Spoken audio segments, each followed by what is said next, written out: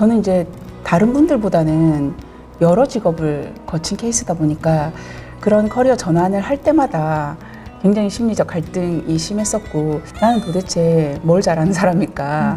그리고 앞으로 뭘로 먹고 살아야 될까? 이런 고민을 굉장히 치열하게 했었는데, 그 시점을 계기로 이제 저는 커리어 전환을 해야겠다, 다시 태어나야겠다. 안녕하세요, 헤이조이스 플래너 신세롬입니다. 오늘은 수백 명의 헤이조이스 멤버들의 커리어를 책임지고 계시는 커리어 코치 김희진님을 모시고 인터뷰를 진행합니다. 희진님 안녕하세요. 네, 저는 강점 기반의 커리어 코치로 활동하고 있는 헤이조이스 펠로우 김희진입니다. 반갑습니다.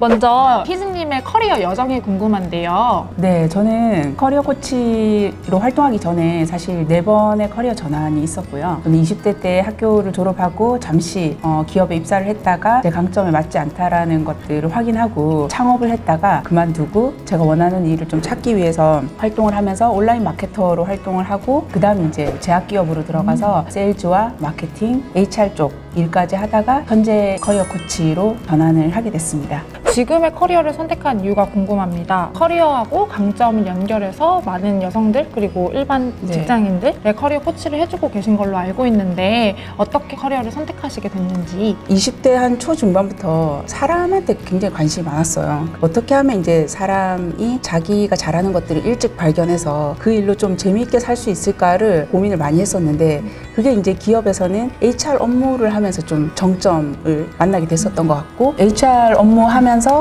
제가 앞으로 또 다시 커리어 전환의 기회가 오면 언젠간 꼭 그 사람마다 가지고 있는 고유한 강점을 찾아서 그게 이제 자기가 원하는 일이 될 수 있도록 도와주는 일들을 꼭 한번 도전해 봐야겠다라는 걸 이제 마음속에 품고 있다가 커리어 전환을 해야겠다라는 시기가 제가 예상했던 것보다 좀 빨리 맞이하게 됐어요. 그래서 그 타이밍에 좀 준비를 해서 이제 전향을 하게 됐고, 그 일을 이제 하게 된 거는 4년이 접어들었네요, 벌써부터. 벌써 4년이나. 네. 그리고 그 4년 동안에 3년을 거의 헤이조이스하고 같이 한 것 같습니다. 네. 혹시 희진님은 커리어를 쌓아가는 과정에서 어려움이나 좀 벽을 만나는 순간은 없었는지 궁금합니다. 네, 저는 이제 다른 분들보다는 여러 직업을 거친 케이스다 보니까 그런 커리어 전환을 할 때마다 굉장히 심리적 갈등이 심했었고, 나는 도대체 뭘 잘하는 사람일까?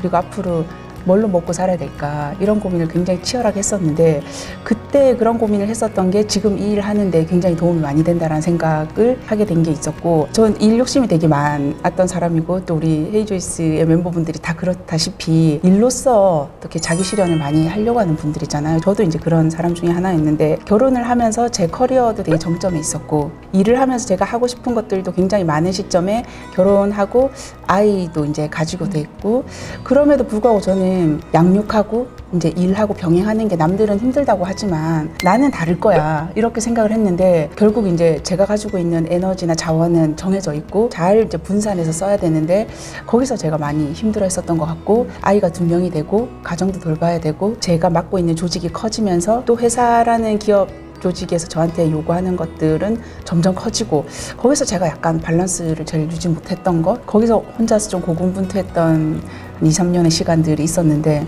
그 시점을 계기로 이제 저는 커리어 전환을 해야겠다, 다시 태어나야겠다. 그럼 그 당시에 그걸 극복하기 위한 과정으로는 어떻게 하셨어요? 회사 안에서는 제가 힘들어하거나 고군분투하는 모습들을 티를 낼 수는 없었고, 항상 이제 집에 돌아와서 잠들기 전에 그런 한두 시간의 고민들을 되게 많이 했던 것 같아요. 그래서 자기 발견에 관련된 책이라든지 심리 관련된 책들을 그때 가장 많이 읽었던 것 같고, 불과 그게 한 5년 전인 것 같아요. 그런 책들 보면서 이제 조직 밖으로 나가면 나는 이제 어떤 일로 내 커리어의 정체성을 이어나가야 될까 하는 시간이었고, 그때가 심리적으로 가장 힘들었죠. 내가 생각했었을 때 내가 가지고 있는 강점이랑 지금 내가 하고 있는 일 사이에서 간격이 느껴질 때 어떻게 하면 그 합의점을 찾아갈 수 있을까요? 네, 그럴 때 이제 저희가 조금 점검해 봐야 되는 게, 내가 뭐 때문에 소진되는지를 확인해 봐야 될 것 같아요. 예를 들면 내 강점이랑 직무가 안 맞아서인지, 아니면 같이 일하는 사람들이 정말 나랑 에너지가 안 맞을 때가 있거든요. 나는 굉장히 외향적이고 사교적인 사람인데 앉아있는 분들이 굉장히 심사숙고적인 성향이고 굉장히 이제 내향적인 사람들하고 같이 일한다.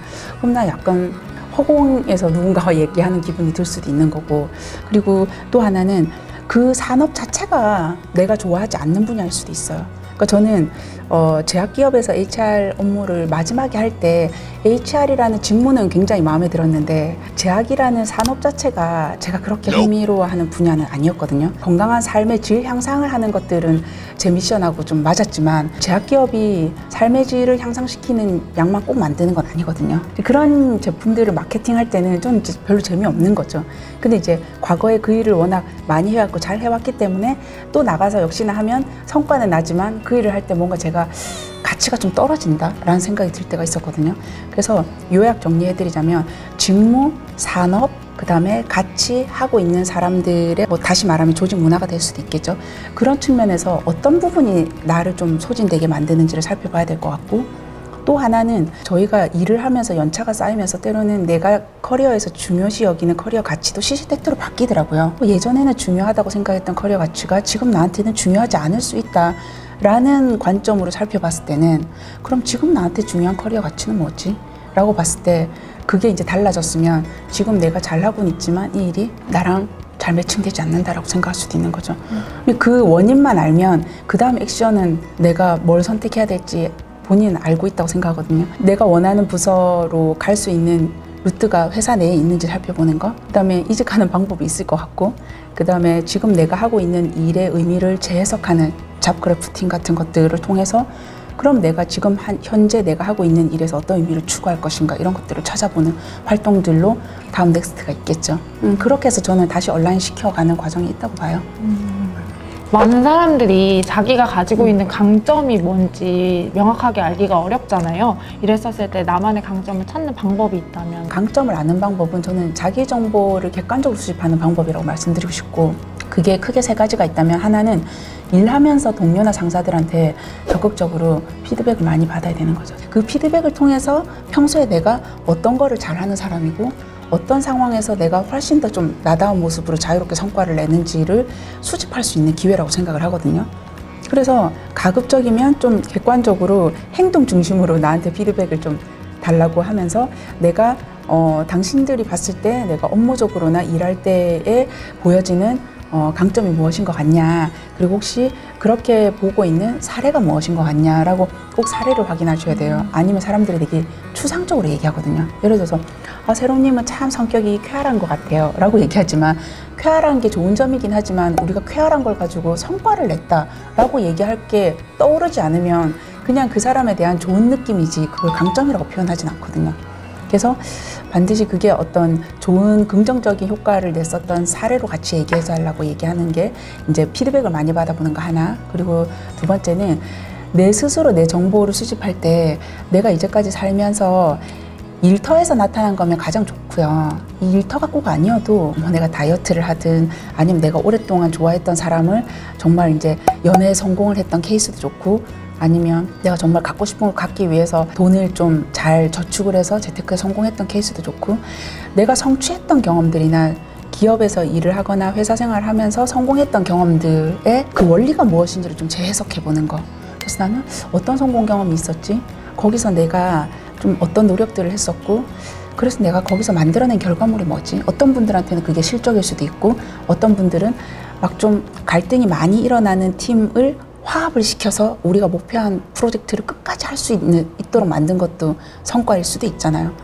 그래서 내가 생각하는 성과라고 얘기할 만한 것들을 내가 어떻게 해냈는지를 수집하는 거죠. 그리고 마지막으로 우리가 잘 활용하는 진단 도구를 활용하는 거죠. 그래서 갤럽에서 만든 스트렝스 파인더나 비아 같은 버추 인 액션이라는 강점 진단 도구도 있고 그다음에 여러분들 많이 아시는 MBTI도 있고 애니어그램도 있고 또 버크만이라는 진단 도구도 있고 그래서 진단 도구들도 여러 가지를 보시면서 그냥 이거 너무 재밌다 나랑 똑같아 와 쪽집게다 여기서 끝나는 게 아니라 거기서 내가 공통적으로 발견되는 나다운 부분들이 무엇인지를 좀 살펴보고 이것이 나한테 시사하는 바가 무엇인지를 그래도 몇 줄이라도 정리해 놓는 게 나중에 내 정보를 수집하는 방법이더라고요. 그래서 이렇게 세 가지만 해보셔도 또렷이 보이는 것들이 있거든요. 키워드들. 그런 것들의 조합이 나의 강점이라고 보실 수 있죠. 후배들에게 한마디 부탁드립니다. 네. 일찍 강점을 알게 되면 좋은 장점이 자기를 어떻게 브랜딩 해야 되는지를 알게 되는 큰 힌트를 얻게 되는 것 같습니다. 그래서 내가 가지고 있는 강점에 우리의 커리어도 하나의 큰 자원이라면 어디에 선택과 집중해야 될지를 알게 되는 것 같거든요. 어떤 브랜드를 만들어 가는 데 있어서 강점을 전략으로 활용하실 때의 액션 플랜이 뭐냐라고 얘기를 물어보신다면 아까 서두에 말씀드린 그 자기 정보를 수집하는 거에 조금 더 노력을 투자하시라. 그래서 좀 지금 현재 일을 하고 계실 때 주변으로부터 나에 대한 피드백 수집하는 것, 그다음 지금 필드에서 일하시면서 어떤 의미 있는 성취들을 하실 때 그게 왜 가능했는지에 대한 좀 혼자만의 시간으로 들여다보시면서 재해석하는 것들, 그다음에 이렇게 기회 되면 다양한 진단 도구들 경험해 보시면서 나에 대한 정보들을 좀 풍성하게 모아가시고 그게 이제 하나 둘씩 꿰어지다 보면 바로 이 커리어의 어떤 브랜딩을 만들어 나가는데 확실한 도움이 되시지 않을까라고 생각을 합니다.